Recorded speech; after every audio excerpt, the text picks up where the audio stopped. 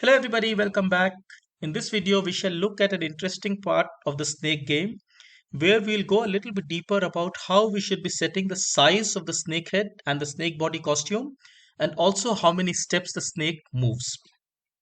Now, a lot of students have this problem that they think that they have done everything correctly, which means that they have centered the costumes, they have cloned correctly, they have used variables only for the sprite, they have ensured that the lists are also, both working correctly and as well as indexed correctly, which means they're using the right list for the right purpose. But still, some reason the snake body and the snake head do not quite join as well as they would like them to do. Now, this turns out it's mostly because the size of the costume and the steps it's moving are not in sync with each other. And hence, I thought I'll put together a short video to kind of communicate this problem. And also, it helps us to understand the whole movement much, much better. Before I start, I also want to make this point that for the bonus video, I recommend people that, if you want to change the speed of the snake, go ahead, do that. However, play with the wait time, not with the number of steps it's moving. So again, the reason for that will become clear from this video. But before we get started, let's kind of look at the problem once again a little bit. Now here I've got a very simple game. Notice my snake eats these apples and the snake body gets connected to the snake head. The connection is really quite nice, so it feels very natural. It's like a single body which is getting formed as these two go and join to each other, as new and more the clones go and join into each other, right? Now, like I said, the very basic thing here is that the snake head should be centered, the snake body should be centered, and as a general rule, the size of these two should be comparable, right? So it's in my case, I've adjusted the size here and I made them kind of looking almost similar to each other, right? And that's the reason they kind of fit in very well, right? Now let's kind of disturb this equilibrium a little bit. So I'm going to do two things here. First, I'm going to try with a snake head which is much longer, right? So what I do is I'll select this just for the sake of this video. I select this and I just say prolong this guy. Again, I go and center this, right? Oops, I need to select the eyes as well, right? So I'll just select all of this and I'll move this to the center.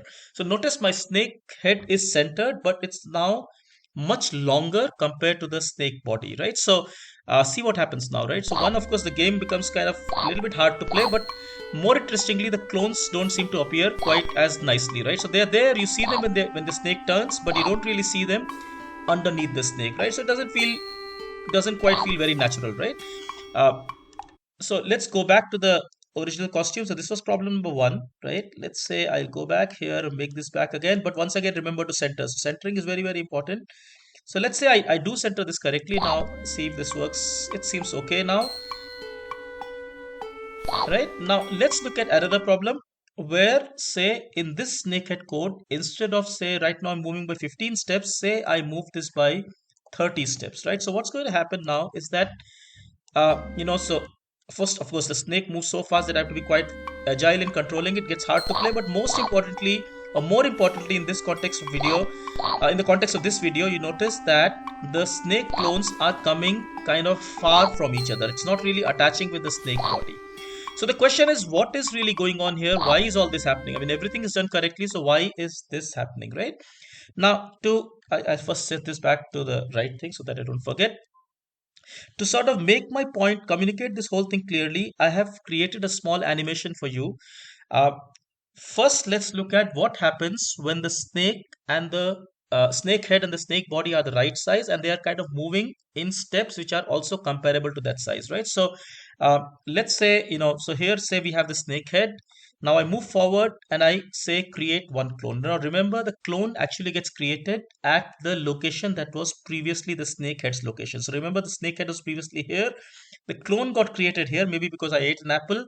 A clone got created here and it nicely attached, right? Now again, because the size of these two is comparable and also the step that I'm taking is not much bigger than the size of these two, right? So these two are similar size and the step is also of a similar order. It need not be exactly the same.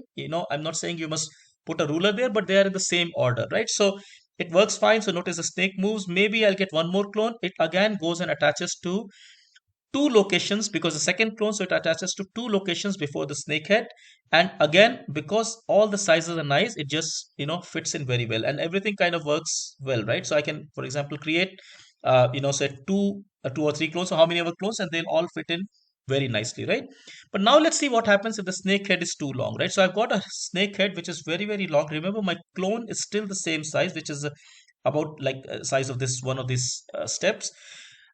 Also, my snake position right now will be treated as this, because remember, the costume is centered, right? So if if the snake head is, even though it's large, the position is actually here.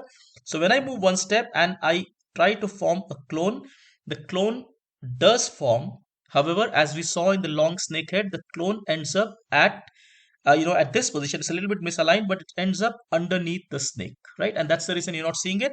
But if you keep playing, the clones keep forming, and eventually you start seeing them, right? So it doesn't quite feel very nice because the clones are getting hidden by the costume, right? Now, the on the other hand, let's say I take snakehead, which takes very long steps. So I got the size correct, right? But maybe instead of compared to its size, I am making a very large step. So instead here, I next step, let's say I go here, right?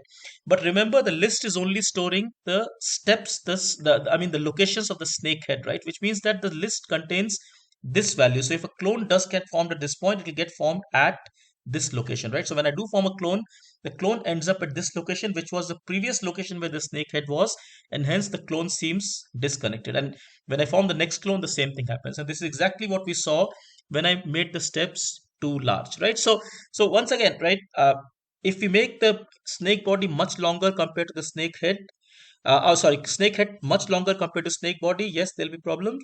If we make the steps very large, this will be a problem. And it's the same reason that I said if you change the steps, you have to be a little bit careful, and that's the reason I'm saying you play with this wait time, and and beat, and that's how you change the speed, right?